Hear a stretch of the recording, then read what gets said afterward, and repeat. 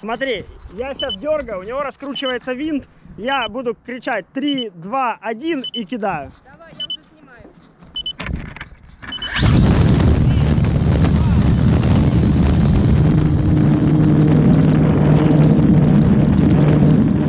Привет! Довольно много информации, в том числе и на моем канале, о том, как запустить ваш первый самолет, но не очень много информации о том, как все-таки его вернуть на землю, то бишь посадить. Конечно же, можно дернуть дизарм, и дальше гравитация все сделает сама.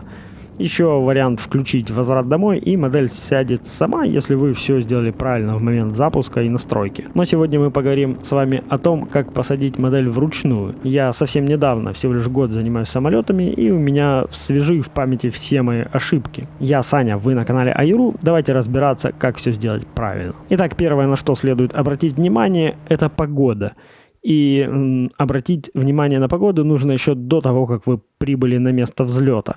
Я пользуюсь мобильными сервисами типа Windows, он довольно удобный и показывает направление и силу ветра на разных высотах. И вообще прикольные прогнозы погоды показывает. Взлетать и садиться нужно обязательно против ветра. В идеале для посадки нужно ровное поле, поросшее достаточно высокой травой. Даже если ваша модель подразумевает посадку на шасси, безопаснее первые посадки делать в мягкую траву. Место должно быть выбрано таким образом, чтобы был большой длинный участок без деревьев, столбов и линий электропередач, где ветер будет дуть вам навстречу самолету, конечно же.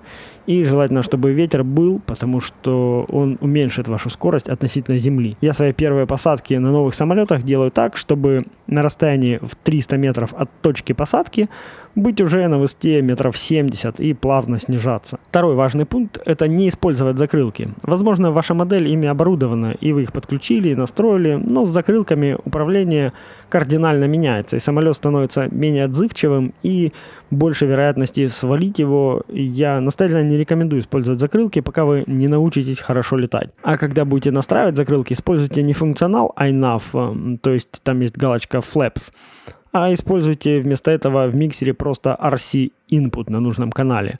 Так вы сможете настроить закрылки на 2 или больше положений. Третий пункт. Проверьте, как ваша модель ведет себя при сваливании. Сваливание – это такой процесс, когда у нас срывается поток с крыла, и может он происходить в нескольких случаях. Например, когда наша воздушная скорость недостаточна, либо когда мы превышаем углы атаки. Я проверяю сваливание следующим образом. Выключаю мотор и тяну штурвал на себя. Скорость падает и, к примеру, вот планер ведет себя вот так вот. Он немножко опускает нос, разгоняется и снова выравнивается.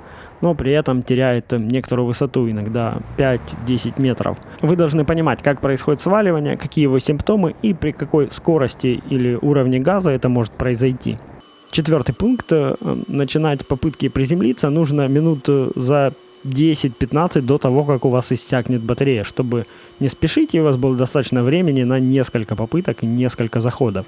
В идеале один раз пролететь над местом посадки, набрать высоту и уйти на второй круг. И со второго раза уже сесть, так вы лучше привыкнете к высоте. Пятый пункт. Не пытайтесь сесть на самой низкой возможной скорости. Самая распространенная ошибка – это сваливание модели уже на высоте пара метров из-за того, что вы убрали газ и начали то тянуть штурвал на себя, то от себя, и вы теряете скорость, и модель просто падает. Газ нужно держать до последнего, понятно, не максимальный, а какой-то устоявшийся газ, при котором ваша модель адекватно управляется. И до тех пор, пока самолет не начнет цеплять траву, газ лучше не выключать. Если у вас самолет типа рейнджера с двигателем сверху, таким толкающим винтом, то можно убирать газ уже вообще после касания травы.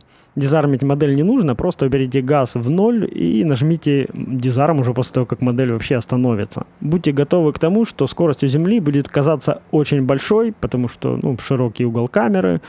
На самом деле это не страшно, со временем к этому привыкнете.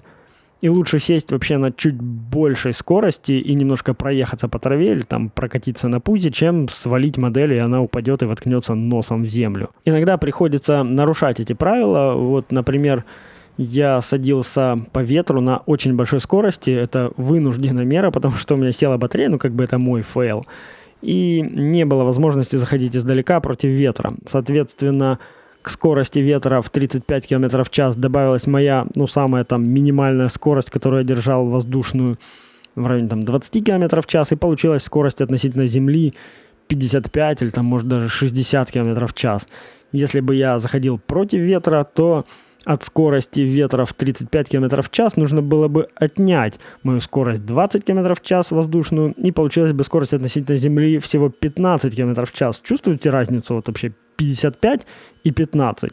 Поэтому очень важно первые свои полеты делать хотя бы в небольшой ветер. Это поможет вам снизить вашу скорость относительно Земли. Следуя этим простым правилам, вы сможете безопасно сажать свои самолеты. Понятное дело, что видос ориентирован больше на новичков. Но если вы новичок и даже если вы опытный пилот, все равно поставьте лайк, потому что это помогает продвигать это видео. И больше новичков увидит его, и мир станет безопаснее. Помните о безопасности, не летайте вблизи аэродромов, летайте только в условиях прямой видимости и не превышайте разрешенные в вашей стране высоты. Не забывайте, что есть телеграм-канал со всякими опросами и интересными штуками. Список своих любимых самолетов оставлю в описании. Можете проклассать ссылочки. Это тоже поддержит мой канал. Поставьте лайк, напишите одобрительный комментарий, если все это сделали. Всех обнимаю. Всем пока.